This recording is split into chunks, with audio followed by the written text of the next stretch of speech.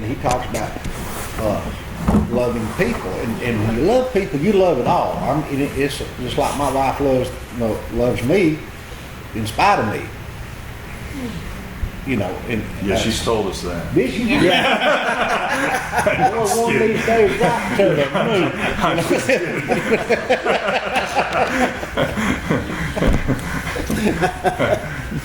moon. We're real serious here. Wait a minute. What was that? Fox, his wife's name. What was her name? Sanford's son. Oh, Fred Sanford and Elizabeth. I'm coming. Anytime he didn't want to do something, right? He didn't want to do his junkyard chores. That's what he'd do. Now it's the whole. This whole thing. It is an attempt to explain how people understand God being. And it's really, truly, they look at the universe, and they look at the stars and the moon, and they look at nature like you was talking about, referring to, and they see God's hand. But they look at somebody who's a Christian, who says they're a Christian, and they start talking about, instead of talking about going to heaven, let's talk about who's going to hell. Well, everybody's got a pretty good idea what hell might be like, And we need to change our venue. We need to change our attitude, about, we may not, what's that old country saying, you don't throw the baby out with the bathwater. When we talk to people, they don't want to hear about who's going to hell. Because they got a pretty good idea. If they don't know Christ, well, I guess I'm going to go to hell. Well, let's change the conversation. Let's not talk about going to hell. Let's talk about living our lives in a manner that's pleasing to God, in His grace and in His mercy. And heaven is assured, because all it says, you have to believe. That's all. And don't you think, too, we've had the focus in the wrong place? Instead of the focus being so much on getting to heaven, I believe the focus should have been on Christ.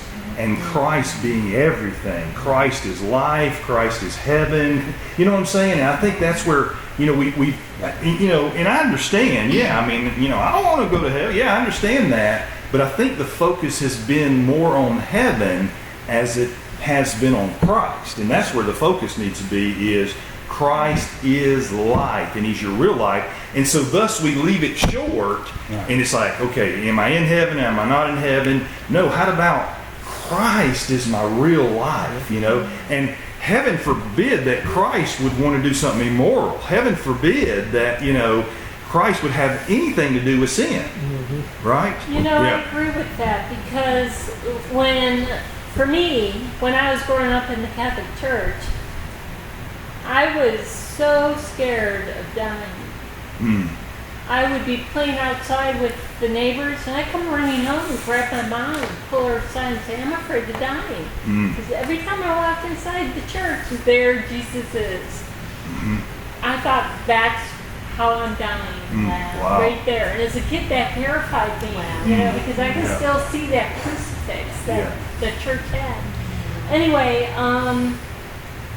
where I was going with it. So my focus was on the cross and not on Jesus. Yes. So everything in my whole world was looking from that point of view down.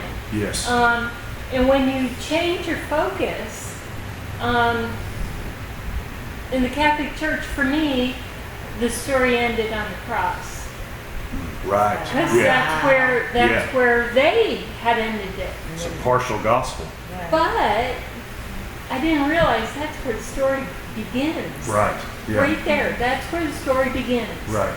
And that's it. For years, like you say, if heaven is the motivation, people don't think they're going to die, at least not until long. They need something for today. Right, They need something exactly. to grasp See, today. Yeah. Now, for me, when I realized the story began there, and it was very easy for me when I heard the gospel message for people to say, do you know where you're going when you die? For me, it was on the cross. That's it. Period. That's the end. So for me, it was like, yep, I'm going to heaven now. I was satisfied, woohoo, wahoo, But the story, what I didn't realize was that's only a portion of my inheritance. Right. Yeah. There's an inheritance on this side of the cross that I'm to walk out. And then there's an inheritance on the other side of the cross, eternal life. Yes. But that is for later. But God, if you focus on God, you can walk in all of the inheritances that He has given to us on this side of the cross. Yeah. But we have to focus not on Jesus being hung on the cross, but on Jesus, the man himself. Yeah. Amen. Very well said. The song says, "Still the greatest pleasure or joy is to those who gladly serve Him now." You know, Right. that- Yeah. Now is the time. now To it's the live time. in the light of the empty tomb. Right. Yeah. That's what we have to live. Well, what'd you say? It's too bad we don't have a damn. Yeah, we don't have necklaces with an empty tomb on them. That would be, I think, more representative of our experience. Is it your turn, Donna, to read? Okay. When you look at it this way, Go ahead, everything bro. begins to make sense. All right, that was powerful. Short and sweet. What was it that we were reading that this makes sense? Yeah. Everything begins Yeah. to make sense. Yeah. Barbara, would you like to read? Do you not want to read another? You got kind of gypped there. Are you okay? Oh, with no, that? I'm not Jip. Okay. I'm good. I'm good. Okay. More than anything, it makes sense that our religion keeps dying on us. Christianity has become like the old pickup I used to own. It was a classic and definitely authentic looking, but it broke down every 100 miles and needed to be revived. The word revival is not even in the Bible. It was never the intention of God to have a religion that routinely suffered from heart failure. Sadly, we have become addicted to the electrical shock God has to routinely use to bring religion back to our lives every 100 years or so. Every week or so. Yeah. You know what I was thinking about today? I was thinking about, John 7, assures us that we have rivers of living water inside of us. But, I was thinking, okay, now there's a disconnect somehow with the experience and living waters in that I think most, if they were honest, would say, I'm more like looking for streams in a desert as opposed to operating in living waters. And I think praying in the Spirit is part of the message of living waters. You know what I'm saying? Because the more I pray in the Spirit, the more the river flows. The more the well springs up, the more I pray in the Spirit. I don't know if it's been a real life-giving thing for me. I thought, I was trying to help somebody out. It was, a lot of it was helping myself out, So, all right. Miss Kathy K. I found that if you take every cliche in the Christian world that hurts people and hold them up to the light of real love, they prove to be repulsive and untrue. The problem is that most people don't have the guts to hold their belief system up to the light of love. They're not even sure they are allowed to. They secretly wonder if doing so might make God feel the way we do when the cashier at the convenience store holds our $20 bill up to the light. It's a feeling of being accused of counterfeiting and interrogating undeservedly. But holding Christian teachings up to the light isn't in any way mistrusting God. He is the light. If you're a lover of people, you may find that the many things you hear from the pulpit Sunday morning don't pass the light test. Am I the only one? I've had people do that numerous times, hold a $20 bill with a light snow, and I love that machine I have. I say it every time. That's funny. I never have a problem with it. That's funny. That's funny. So if we ever see you at Bartow County Jail, Machine broke. machine broke. Oh, by the way, Frank and Pam are back with us, and so Frank, all the jokes we told about you in the early, I guess we're going to have to tell you tomorrow at the hospital. Okay, go ahead, Donna. I believe we've been deceived into believing a lie concerning love. But I also believe there's an even deeper place in our hearts that knows exactly what love is. It's a place that many of us have been afraid to trust most of our lives. This is the place I'm hoping you'll go with me in reading this book. I believe everything you read here will be a confirmation of what you already know in your heart. Let's run a little rabbit trail. Let's go over to 1 John. And I know this is pretty familiar to most. But I'm going to read it here in the NLT. It says, God is love, and all who live in love live in God, and God lives inside of them. And as we live in God, our love becomes more perfect. So we will not be afraid, verse 17, on the day of judgment. But we can face God with confidence, because as Jesus is, so are we in this world. Such love has no fear, because perfect love expels all fear. If we are afraid, it's for fear of punishment, and this shows that we've not fully experienced His perfect love. We love each other because He first loved us.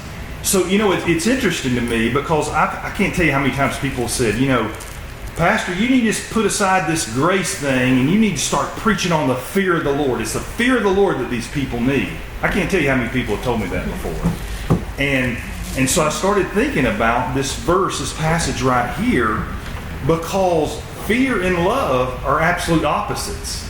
Now, yes, there is a healthy fear in that, if you touch the stove, you could get burned. I understand that.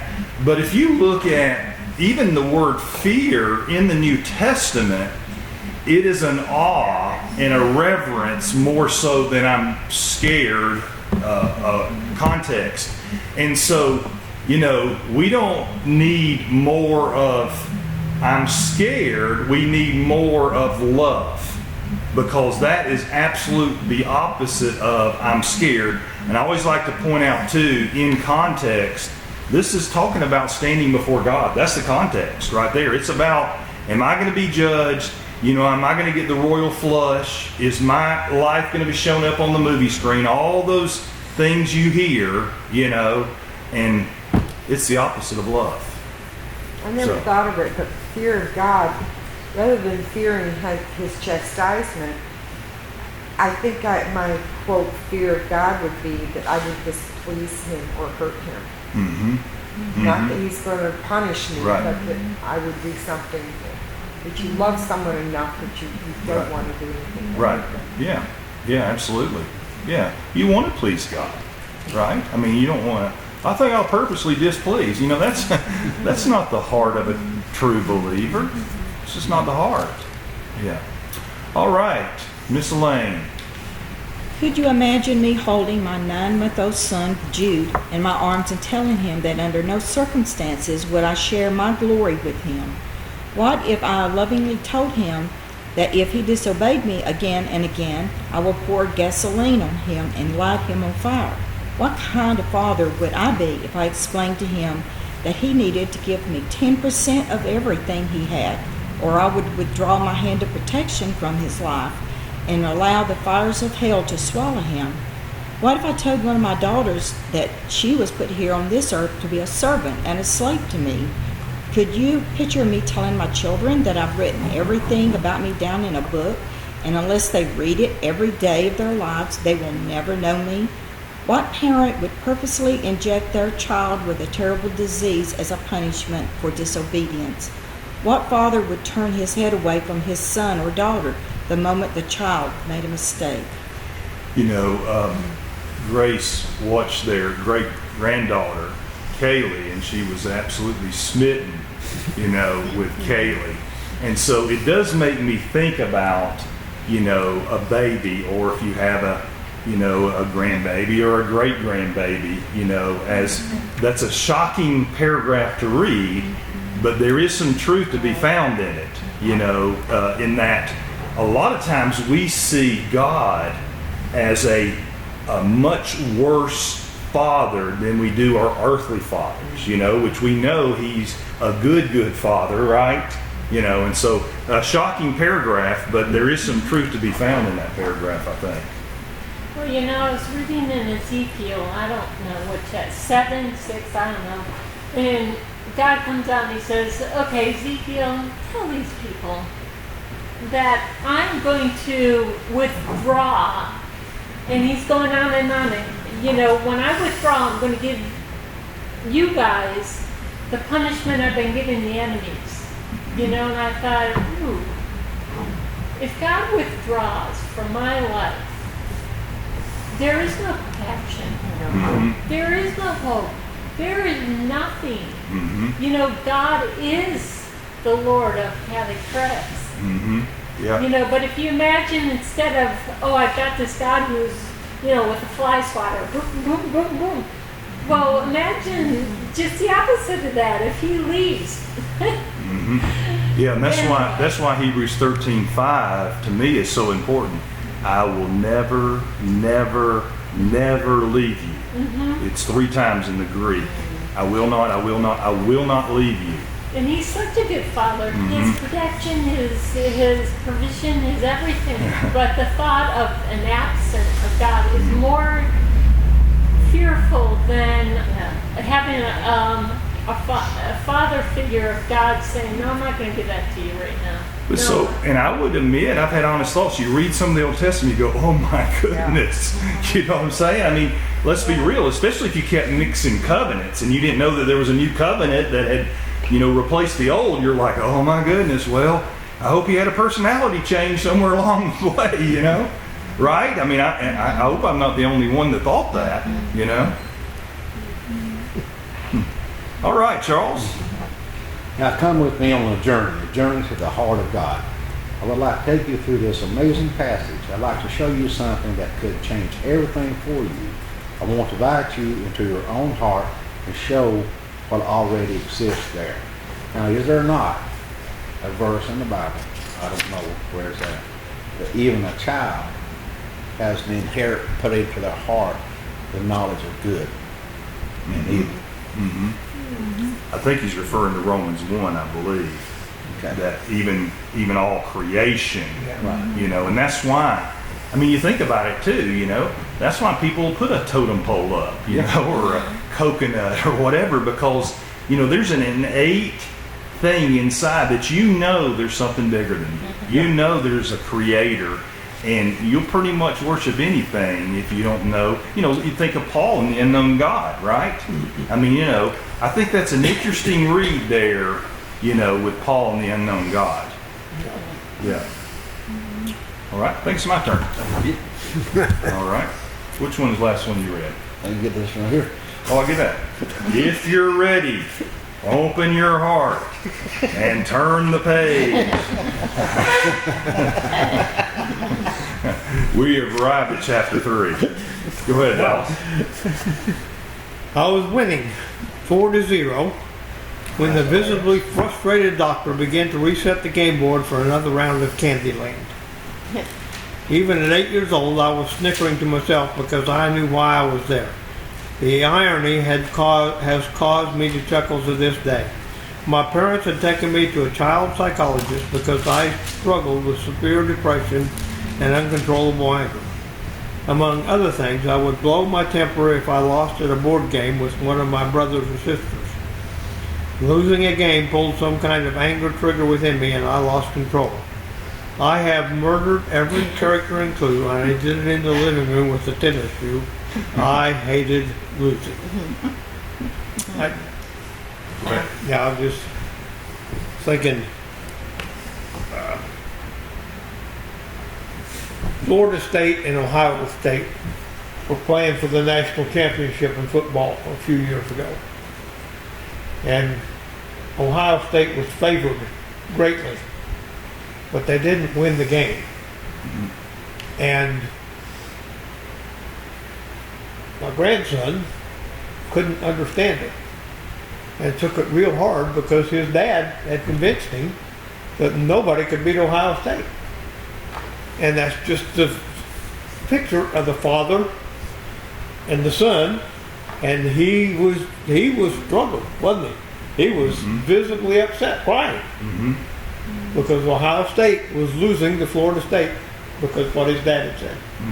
And that's... Well, you know, it's interesting too, and not to say that I haven't been competitive in my life. I have, but some of the ugliest games I played in, where pastors have gone off in church basketball games, in church softball games, I mean, absolutely gone off. You know, and where I also refereed too. And you want to talk about a tough job? Referee a church basketball game. Because the truth is, in a basketball game, you could call a foul every time down the court. You know what I'm saying? And so, I mean, I can remember refereeing. It's a big church. I'm not going to call the name, but literally we had to ban the pastor, and you know the pastor if I called it, from playing. Yep. We kicked him out of the league. The referees kicked him out of the league. I mean, a great man of God. But when it came to basketball, he would get demonic. You know? Now, I've gotten competitive, not demonic. But I do remember a time, we were playing kickball out there, and I went after my wife. Y'all remember that? We were playing kickball, and when Lori kicked it, and all of a sudden that competitiveness went out, and I was just going to bean her with all my might. And I tried to. And it's funny because I threw it and I tripped. I mean, there must have been an angel that flipped my leg right there. And I was injured the next day. So, she didn't get hurt. I did. But that competitiveness rose up in me for just a second. A church kickball game, like it was real important, Well, I played softball in the Navy, and I played softball in church. And I walked off the church league. Yeah. Because the Navy was not near as bad as playing in a church league. Yeah. Amen. All right, who's reading? That is why on a lovely summer day in the air-conditioned office of Dr. Steele, while sitting Indian style on his retro 70s shag carpet, just beneath his credential wall, I giggled to myself. For some strange reason, I kept winning. In fact, I don't think I've ever experienced a winning streak like that before or since. I wasn't a stupid little boy. I knew why we were playing Candyland at 10 o'clock a.m. on a Wednesday. He wanted me to lose so he could witness for himself the exploding void volcano my parents had told him about. He wanted me to lose so he could observe the fireworks and then be the hero who would talk me down from the ledge of anger. Little Darren easily lost his patience in life, and the good Dr. Steele had been commissioned to help him find it. Hundreds and thousands of dollars in education, years studying for exams and researching a final thesis, and it all came down to winning a simple game of Candyland with an 8-year-old boy, but he couldn't do it. The cards were not in his favor. It was not to be for Dr. Steele. I won't ask who's been in play therapy. We'll skip over that. All right, go ahead, Barbara. I win again, I cheered. That's 5 in a row. Dr. Steele began to show signs of stress and aggravation, though through his heavily guarded demeanor. Maybe he should hold his breath and count to 10, I thought. I imagined him throwing the board across the room and tearing the heads off the little game pieces in a fit of rage. It was becoming increasingly difficult to maintain my composure as my gingerbread man rounded the final turn before merrily hopping to the finish line for my 6th win in a row. I could feel the tension building, and I made certain to count extra loudly while skipping the figure from square to square. You don't need to count out loud, he snarled. I knew that Candyland was a game of luck. I knew because I had played this game with my siblings 1,000 times. I knew because I had a vague understanding of mathematical principles. But mostly I knew because Dr. Steele kept reminding me every time I won. It was all I could do to hold my 8-year-old self back from rolling over the Candyland floor. Victory! Over and over. But I refrained because I knew that just beyond his office door, my parents sat hopefully in the waiting room, clenching a folded check for $150, made payable to the good doctor for his expertise in teaching patients to little boys. When our session ended, it must have looked like he had earned his money because out popped the bouncing, joyful 8-year-old, followed by an angry My parents were not sure what had taken place in that office that day, but they were delighted to see the sparkle return to their child's eye, even if it was just for one day. Smart Alec, right? Yeah. Started early. The truth is, I wouldn't have blown my temper if I had lost to Dr. Steele that day. I knew ahead of time what he was looking for. I was even hoping to lose a game just once so I could conduct myself with dignity and charm. I would have proven them wrong. I wouldn't have lost my patience because I knew the end of the story. I understood why we were playing the game. But Dr. Steele was not prepared for an extended losing streak. His plan backfired, and without recognizing it, he became the impatient one.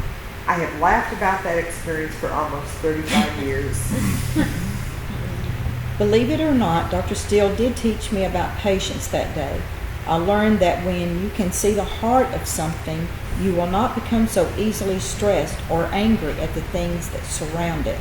It's the lack of knowledge that causes you to become impatient.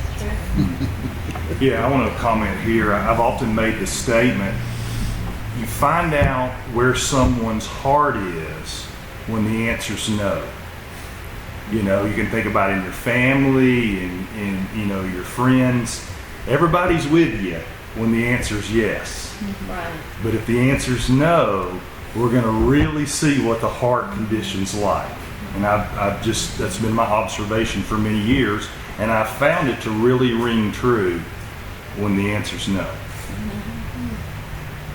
And, you know, I praise God for the times that I prayed for something that would have killed me, and God said no. I'm so glad He didn't say yes to a lot of my prayers. Go ahead, Charles. I think most people see patience as little more than holding back anger. I know my parents did, and I'm pretty sure Dr. Steele did too. If I lost a game and got angry, I was told to hold my breath and count to 10 until the anger subsided. Not giving in to that anger is many people's idea of patience. This mindset requires anger to be present before patience can exist. Now, while holding back anger is a good thing, it's not the equivalent of having patience.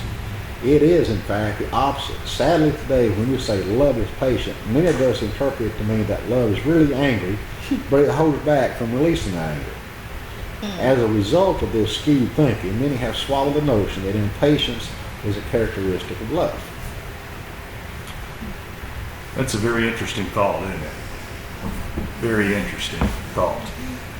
Yeah, because you know, you think about it, and again, I guess the easiest microscope is our human relationships, you know, and so, you know, and I think too, and we talked about this in Healing Deliverance, you know, if you're a good little boy or a good little girl, you didn't express your emotions many times.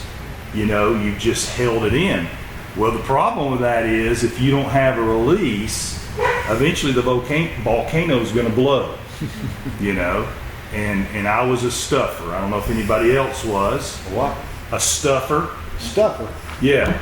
I would stuff my emotions, you know, because a good Christian young man, you know, didn't challenge, didn't express. So No wonder I stay so much trouble. I had no problem letting mine out. I'd stamp up those stairs and slam that door. I wanted everybody to know. I am angry and y'all are ready to hear it. Holes in our walls and that stuff. I think, which one did you read? Did you read I Think or the other one? I think most people. You read I Think? Yeah. Yeah. Yeah. Look, yeah, I think I read. You think you read what you think? He's thinking you're not. You read what Darren thought, right? Okay. Yep, you did. I do think. Yeah, you did think. He read I Think, right? I Think. Okay. I have found that few people believe love is patient. In fact, this generation tends to believe that if it's true love, it will throw off all patience. we've come to expect the absence of any sort of patience in the midst of a real burning love. Now let's pause for a moment and think, okay, is it just the generation after us? Are we part of that generation? I think I missed that. You missed that? Yeah. I think of, the fast food Christianity when I read that statement. I've got to have a drive-through breakthrough, or the magic genie God didn't work. Oh, you just said something right there. There's so many people that treat God as a genie. Yeah. They truly do. Yeah. They pray for, in the common thing in this nation, I think it's prosperity. In this nation, prosperity is tied to money in the bank or money in the coffee can in the backyard. But the fact that I don't have a coffee can. Let's go to Daresville tonight. Yeah. But prosperity, as we all know, is much more than that. It's health, and it's having a sound mind, and all this. But it is. We do live in the instantaneous. God, you got to do this for me. Not that He won't do it, but as you said, Abraham waited quite a long time to have Isaac. When it's best for you, that's when God will do it for you. Yeah. How many of us would have waited 25 years? I can't wait 25 minutes. Oh, right. That's a long time for a promise. But and we talked about this a lot. You got a prophetic word 20 years ago, and you're thinking, God, it's been so long. But in the economy of God, it's been like 20 seconds. Yeah. Right? Yeah. All right. Who's reading? Dallas? Yeah, I guess it's my turn. When I was a pastor, I found myself spending much of my time trying to convince new couples to slow down and be patient. They thought they'd found true love and they were impatient to get married. Others would go to bed together almost immediately. They would tell me that their lack of patience was a sign that they were really in love. They actually defined their love by the absence of patience. That's interesting. So love is patient, but some, not all. But not lust. Yeah, right. yeah, that would have been a good word to interject in there, wouldn't it? Yeah, that's good, Donna. Donna? Today, anyone who waits longer than 4 to 6 weeks in a relationship to have sex may be accused of not caring for his or her partner. Love has been redefined in our hearts. Sadly, we have learned to measure love by how impatient we are in the midst of it. If we really love someone with all our hearts, for many that's a call to skip the foundation building and go straight to the consummation. We see love as a call to abandon our patience altogether. Because of this, people tend to redefine God's heart accordingly. I see evidence of a belief in impatient love woven into many Christian teachings as well. These 2-3 paragraphs, they make no sense to me at all. I cannot relate to any of this because I don't see it. I've never thought that way. So for me, your question, let's look, have this generation, I have to say I'm not one of those generations. Right, yeah. And I've never considered love to be impatient before, ever. But if you look at the world, you can see that. Right, Well, on the outside, Yeah, Not just the world, yeah. a lot of Christians. Yes. And that's what, Barbara, one of our points last week, I told everybody, this is grace for others. So when you read this book, be thinking about others, not so much yourself. Yeah. My daughter, she has the gift of shock and maybe evangelistic exaggeration. I don't know, but she says shocking things to me all the time. But the other day she just walked in. She said, "Well, I've got 89 close friends, and I've only got one other friend that's a virgin." Now I don't know if I believe her or not. I mean, it's possible, but she says stuff like that all the time. But again, that would back up what he's saying there. I've got 89 friends, and only one's a virgin. And so,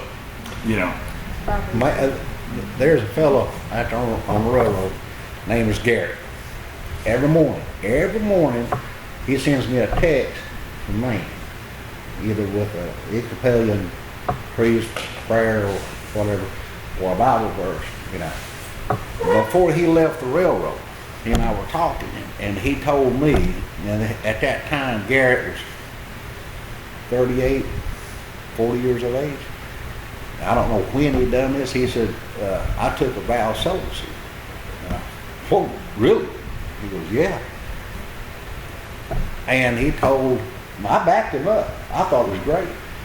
And not because I know how I was, I know how some of the men in the railroad were, but he didn't flaunt it, but he did take a vow of celibacy, and the grief this man got from other men, you know, was unbelievable. But I'm not patting myself on the back, but that's kind of something I can get behind on.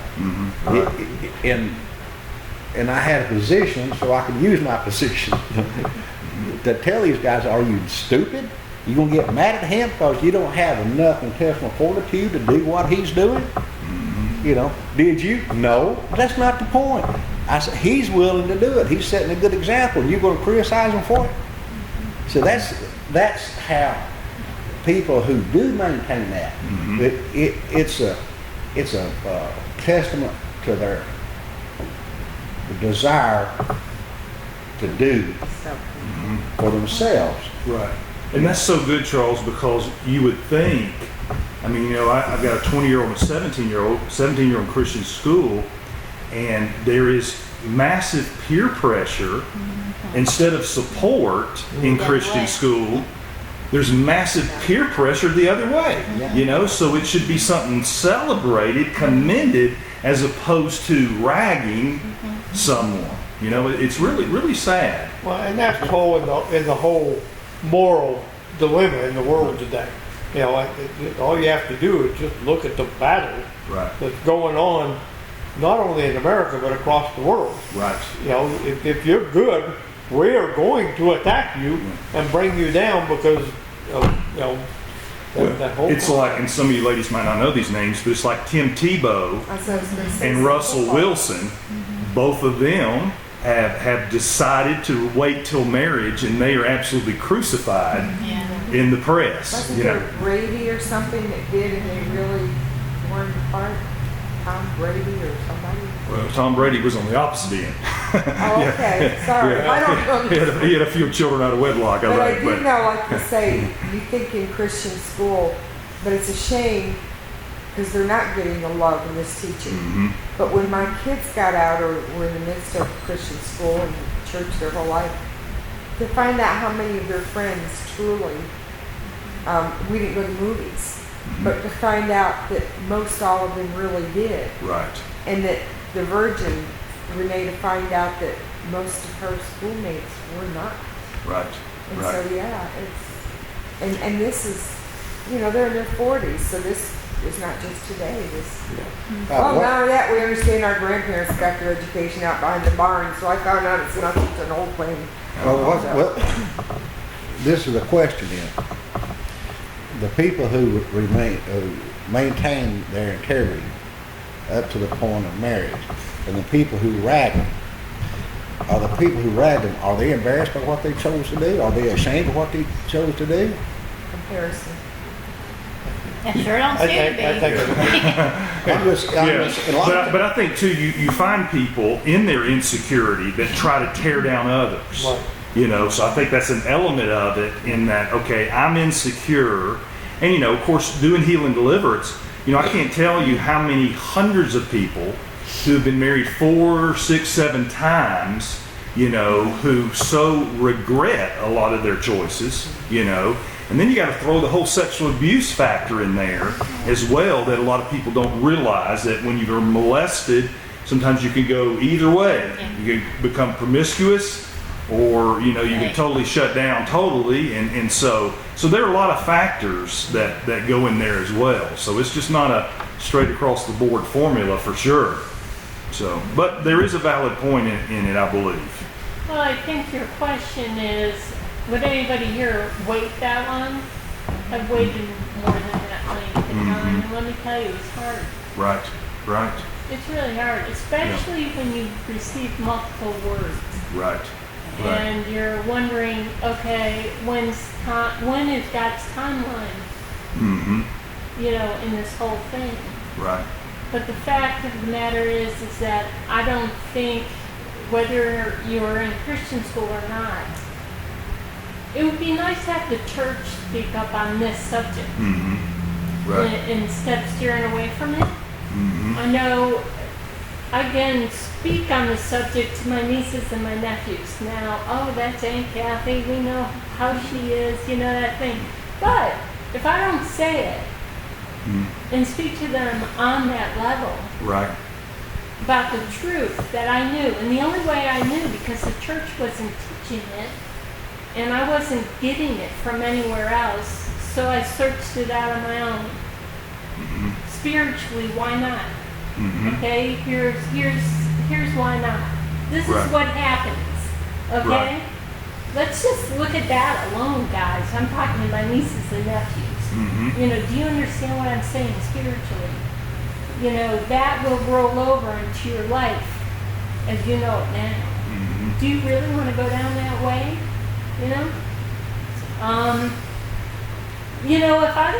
If I don't say it, they're not going to know. Mm-hmm. Well, I think the youth pastors are probably speaking of it.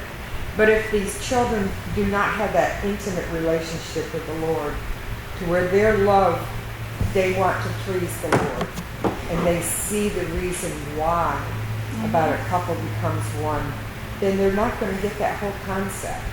Yeah. Do not commit adultery is not enough. Right. If it Right. were, That's that Yeah. same mean God that doesn't want me to have any fun. Yeah, exactly. Why Right. are you going to love him? He just wants to keep you from having Yeah. fun. yeah, yeah, Without your own relationship with right. the grace of God. Well, it's just like I think I'd said it Sunday, and I've said it before, but if an addict is delivered and they go into religion, usually they're going to go back to substance because the high has to at least equal or supersede, or you're going back to Egypt. You understand what I'm saying? And so I've seen that over and over again. I tried Jesus. Well, no, you really didn't. You tried religion, and it left you on. It left you on. Where did we leave off reading? Because of this, people tend to redefine God. Did you read that one? No. I can though. Who read that one? Did I read? I did. It was so long ago. I don't remember. Anyone We who stopped. lives longer than 4 to 6. Okay, yes. Okay. Okay, yeah, Barbara, you're up. I am? You're Okay. because of this. Because of this, people tend to redefine God's heart accordingly. I see evidence of belief in every impatient love woven into many Christian teachings as well. I think I read that. But Yeah, I think you did. Okay. I once heard a preacher say, Right.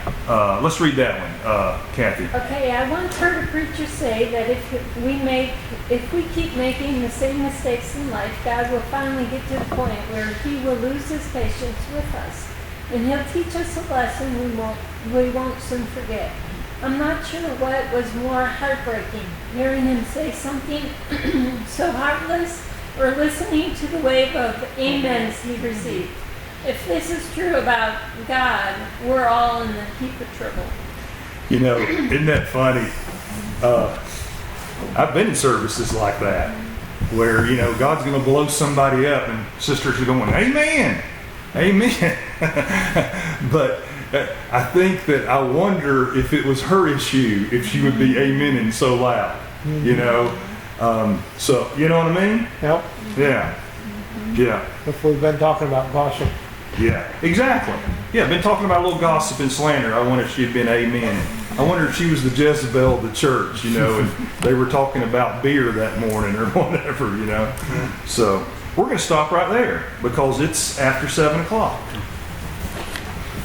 Like that story of the guy the man who parked his pickup in front of the beer joint every day if he came into town and he would go do his business, and the lady at church started talking about him being a drunk, and so he left his pickup parked in front of her house one night.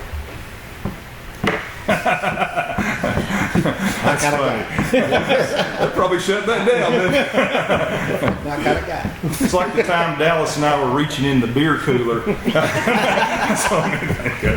to make bread, non-alcoholic. I might get a comment from Jim Bain. He's usually commenting me on those type of scenarios. He finally got hooked in. He was missing for a while. But we finally got him hooked up. I think Frank and Pam and Jim connected with us. So, but a praise report too. Jan Dean contacted me and she said that her and Sherry, if we can post them on Facebook somehow, they can watch them on Facebook. I don't know why they can't get them. Well, I was doing that, so I can go back and do it.